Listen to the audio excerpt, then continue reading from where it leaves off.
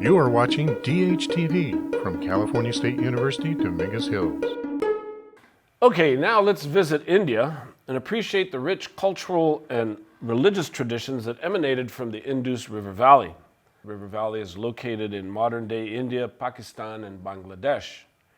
And just like the early civilizations of Western Asia and Africa, it was a river that allowed people to move beyond ecologically sensitive subsistence societies towards agriculturally based communities. Now, by looking at the topographical map here, you can see the Indus River right in this region here, as the arrows point to it. The Indus River is located in the western region of the subcontinent.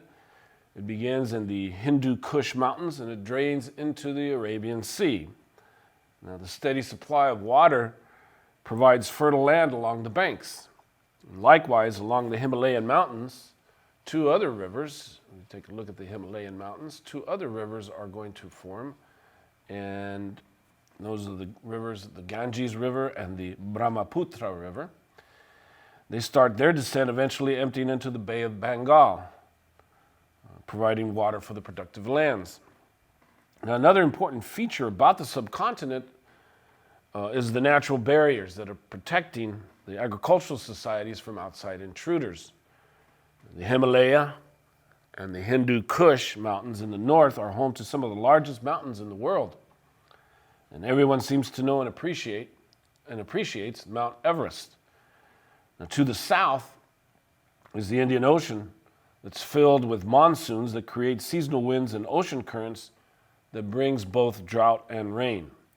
So these natural features allowed people to develop impressive state-centered societies, starting with the Indus River Valley civilization, and then followed by the Aryan. Now, their accomplishments provided the foundations for two very important empires, one that we will be covering in this presentation, the Mauryan and the Gupta empires. Now, the people appreciated their environment by developing several important religions, three of which we will touch upon: Hinduism, Buddhism, and Jainism.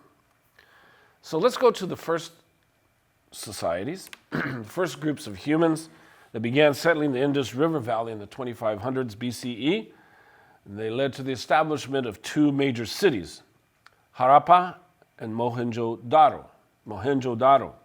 Now, the ruins of Harappa demonstrate sophisticated urban planning. Streets were perfectly straight and intersected throughout the city at right angles. A sewer system allowed each house to have an indoor bathroom. Oven-break bricks allowed for the construction of sturdy houses.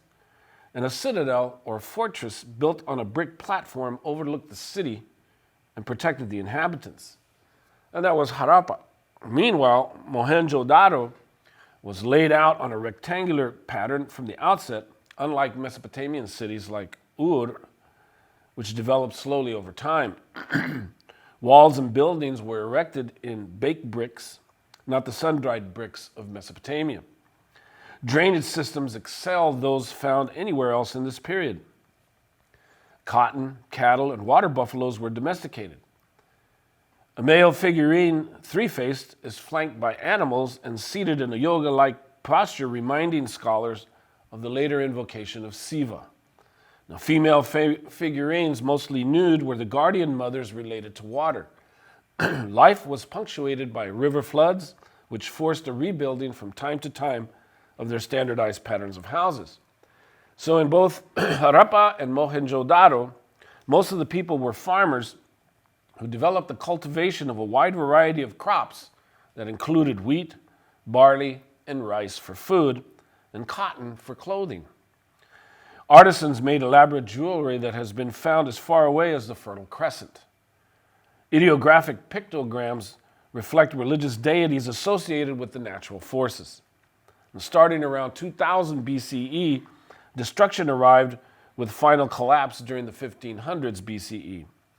Now, whether it be invaders or environmental ruin that was associated with flooding, the people moved on.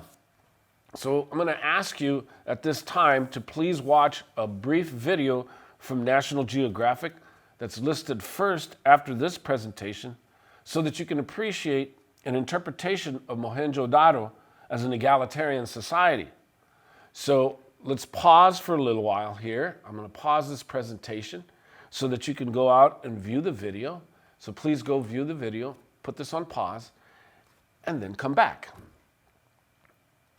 Now, the next group that we're going to be dealing with are the Aryans. They enter the Indus River Valley, probably destroying the Harappans in 1500s BCE. Now, they were not a racial type, and they spoke an Indo-European language. They migrated to the Indian subcontinent from the Black and Caspian Sea regions. Now, while Hitler used Aryan to justify racist policies, he ignorantly interpreted modern-day Germans and Scandinavians, as well as ancient Greeks and Romans, to be the descendants of the Aryan race. And of course, this stupidity still guides those who today claim white racial superiority and who think that they are destined to rule under President Trump. Now, the Aryans referred to themselves as nobles, and they went from subsistence communities to an agricultural system of diverse independent kingdoms led by princes. Constant warfare led to instability, but their culture left an imprint lasting through modern times. Their language, called Sanskrit, was first developed by storytellers reciting poems celebrating epic events. And between 1200 and 500 BCE, the poems were collected into holy books entitled Vedas, with the oldest called the Rig Veda, around 1000 BCE. The Rig Veda, or Royal Veda, was a group of 1028 hymns to accompany sacrifices to the spirits, the main spirit being Varuna, representing the sky. So the Vedas were important teaching tools respecting religious traditions and oral history. Vedic material indicates Aryans were divided into classes. So the Aryans developed a very sophisticated caste system with strict social distinctions. People were born into their class of their birth parents, and they were unable to change their caste or class through any means. And the highest class were the Brahmins, or priests. They benefited from the caste system because they exclusively taught the Vedas. The Brahmins were followed by the Kshatriyas, or rulers and warriors. They benefited from the system because they developed the constant practice of armed warfare, using violence to enforce distinctions. And the next important group, which was considered along with the Brahmins and the Kshatriyas to be the Aryan masters, were the Vaisyas, or the Vaishyas, the common people, or literally those that tend cattle, the tending of cattle. And finally, at the bottom of any civilization, and most importantly, why any civilization is able to function, are the slaves. In the caste system, the slaves were identified as pariahs or shudras. They were to serve the twice-born and usually represented previously conquered populations. As with all civilizations, religion was a unifying force and served the interests of the elite classes. Representations of the natural forces influenced the kinds of rituals performed for life, death, and renewal. Agni represented fire. Indra represented thunder and war. And Usha represented dawn and rebirth. So the social distinctions were simple for centuries until the population began to divide itself up into 3,000 castes, partly as a response to Buddhism, Jainism, and Islam. Eventually, each caste developed its own peculiar rituals of diet and marriage. And Hinduism evolved into a pattern of religious thought and a social structure. The representations of the natural forces gave way to Vishnu, the sun, the ideal leader of the Kshatriya warrior class. Then there is Siva, the ascetic, hypnotic withdrawal brought on by yoga meditation. Hinduism's conglomerate of cults and faiths became a mirror of the diversity of India. The Brahmins considered the meaning of life and the nature of the world, and their teachings were mystical and abstract.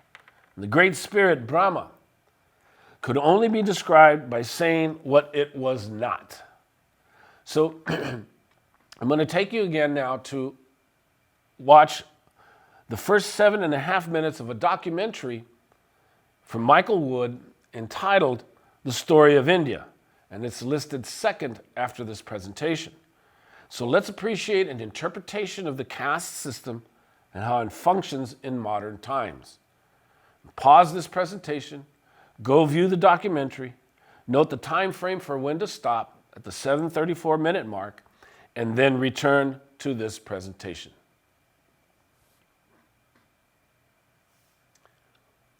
Okay. Now, with time, discontent developed within the religious classes, and a new system of ideas and beliefs are going to be written and classified as the Upanishads. These writings emphasized one eternal spirit identified as Brahman Nirguna. Now, to live eternally in the spirit world, one needed to have a pure soul. And if death arrives before the soul is pure, it will be reincarnated.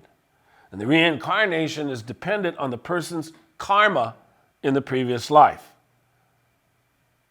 Karma is a belief that actions performed in one stage of a person's existence determines the fate of the next stage of existence. So in order to reincarnate into a higher state of existence, physical and mental exercises separating the soul from the mind and body are necessary to realize unity with the universal spirit. Discipline, that's the key. Discipline is necessary so that one can be released from reincarnation. It's known as moksha. So yoga is the Sanskrit word that reveals how practicing nonviolence towards all living things, or ahimsa, through self-denial, fasting, and meditation can release oneself from the caste system. So literature produced two main collections. The Brahmanas, this was prose commentaries on the rites connected with the Vedas and produced by the priests. And then on the other side were the Upanishads, the work of the ascetics. That art thou, which means man and God are the same. That thou art that. And this relates to the chief foundation of the world. So transmigration is the cardinal principle of existence. Karma, the result of one's acts in all previous lives, determined whether one was reincarnated as a member of a higher or a lower caste, or as an animal, plant, and the like. But the ultimate goal was to release oneself from the endless cycle of rebirth. Now again, with time, discontent developed within the religious elites, and in 566 BCE, a prince and a member of the Kshatriya class, or caste, started a process of transformation that impacted prevailing wisdom. Siddhartha Gautama became disenchanted with the suffering that he witnessed among the population while he lived a privileged life. He abandoned his material comforts, he abandoned his family, and he searched for the meaning of life and suffering. And after 7 years of traveling throughout India, he began sharing his enlightenment with a group of followers who called him Buddha, meaning the enlightened one. And Buddha taught that there were 4 noble truths to the meaning of life. Now, everybody has kind of gone over the 4 noble truths, but basically, the first is that all people suffer and all people know sorrow.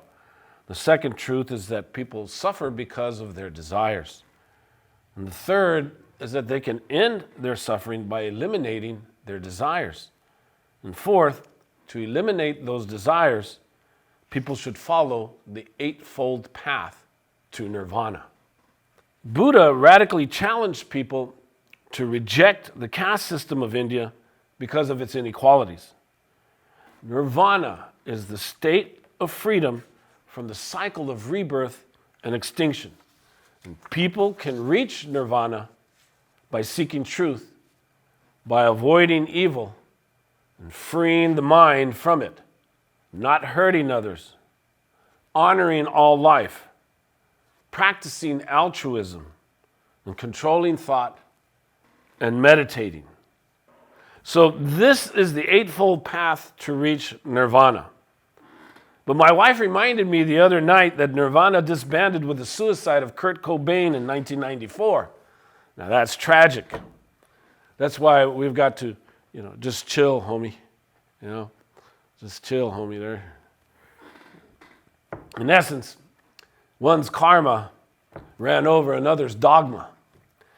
But for 45 years, Buddha spread his teachings, and his followers eventually split into two different sects, Theravada and Mahayana. And Theravada regards Buddha as a teacher to be read and understood, while the Mahayana worship Buddha both as a savior and divinity. But nonetheless, Buddhist rejection of the Hindu caste system led to strife, and today the majority of Indians follow Hinduism. Now, another religious leader, likewise discontent with the cycle of death and reincarnation, was Mahavira, who taught that to achieve universal spirituality, Brahma Nirguna, that is universal spirituality, one must rid oneself of all matter and nourish the soul. All life is sacred, and destroying it must be stopped. So between 540 and 468 BCE, Mahavira developed an alternative religious view popularized by Jainism. And to achieve universal spirituality, one must be a vegetarian and disavow all material possessions. Jainism influenced the nonviolent protests that became practiced by movements for change in the 20th century. So with the close of the Vedic age, political unity arrived under the leadership of King Bimbisara from 542 to 495 BCE. Known as the Kingdom of Magadha, or Magadha, Bimbisara initiated the political unification of the subcontinent. And as the Kingdom of Magadha declined in influence with the invasion of the Greeks, an ambitious man named Chandragupta Maurya seized power in northwestern India with Alexander's retreat. So the founder of the Mauryan Empire used an efficient military to create administrative units designed to gain power, territory, and influence throughout the subcontinent. Now, the most impressive ruler admired by all Indians for his unity and his spirit is King Ashoka. A militarist at first, Ashoka turned to Buddhism after a brutal battle in Kalinga. He became a pacifist and used the Buddhist religion to promote peace, encouraging value in human life and ending suffering. He created the High Commissioners of Equity. This was an administrative group traveling throughout the empire addressing complaints and needs of minority groups. Ashoka is credited with religious toleration, allowing Hindu autonomy throughout the empire. And as the textbook reveals, while Hindu priests frowned on dealings with foreigners, Buddhists taught that trade contributed to everyone's welfare. Ashoka and his Buddhist advisors encouraged the extension of trade along sea lanes to Southeast Asia. It is in this way that the Buddhist faith was exported to Central and East Asia, and Buddhism took root in China. So I'm going to ask you to please end this presentation by going back and viewing in its entirety Michael Wood's documentary, The Story of India. So thanks. This ends the presentation on India.